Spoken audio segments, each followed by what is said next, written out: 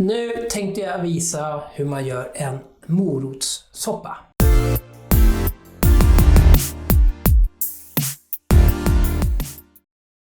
Morotssoppa, det kanske inte låter så jätteglamoröst, men den är otroligt god, otroligt enkel att göra, få ingredienser. Och barn brukar ha en förmåga att tycka om den här väldigt mycket.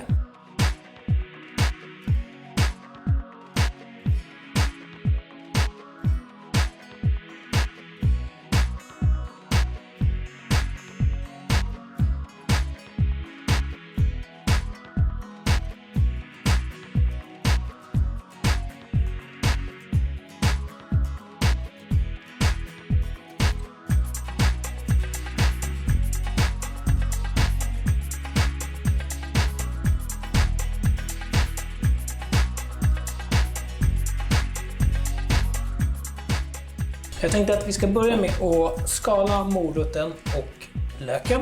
Och sedan ska vi grovhacka det här. Det behövs inte finhackas för vi ska ändå mixa ihop det här senare när allting är klart. När vi har gjort detta så sätter vi igång kastrullen och värmer upp lite olja. Så ska vi fräsa till löken och morötterna lite grann. Och därefter fortsätter vi med de övriga ingredienserna.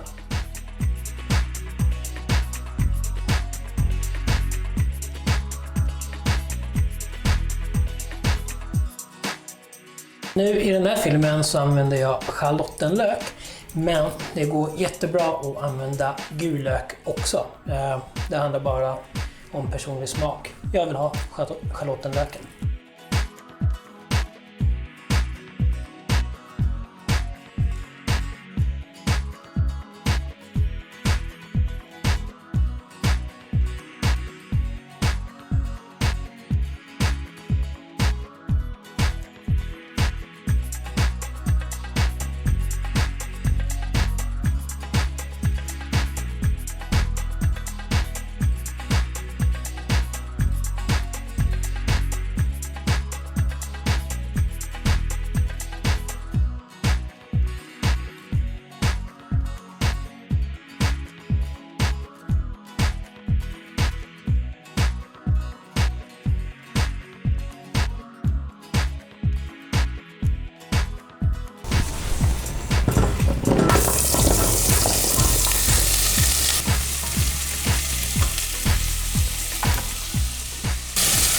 Så, då låter det här få stå och fräsa ett par minuter så vi får fram smakerna ur löken och morötterna.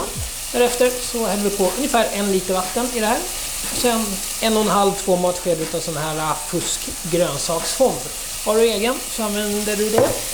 Sen för att vi ska tjocka upp det här lite grann så häller vi då på ungefär 1 matsked utav majsstärkelse.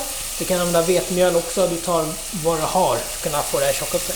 Sen låter det här få stå och puttra ungefär 15 minuter så att det här mjukas upp. När det är klart då kan vi hälla på crème fraîchen och sen så går vi lös med stavmixen. Så ska vi göra en fin puré utav morötterna. Sen är det klart.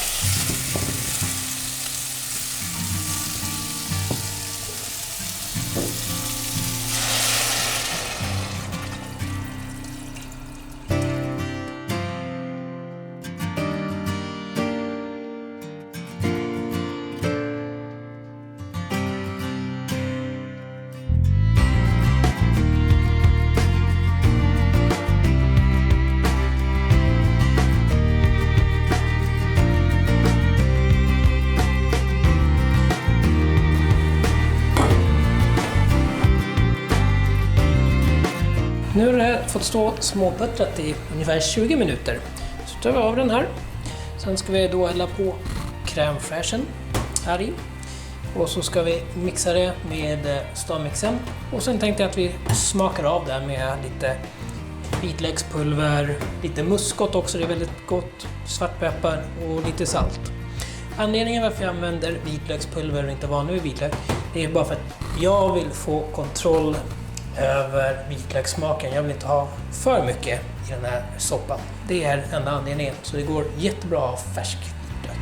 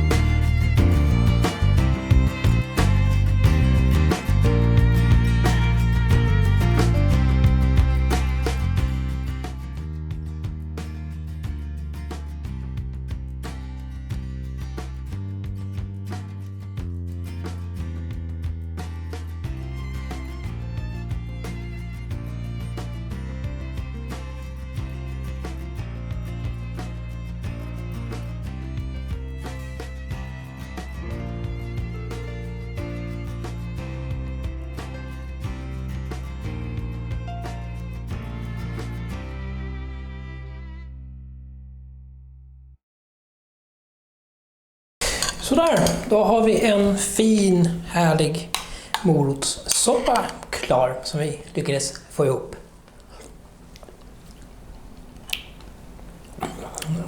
Väldigt liksom fräsch, mustig är den, krämig. Och det är ju tack vare majsenan eller mjöl eller vad du använder för att tjocka till den här. Så har man en liten eftersmak utav muskot och det tycker jag om. Vitlöken ligger lite i bakgrunden som den ska göra. Det smakar inte vitlök om den annars. Men den ligger bara fint där.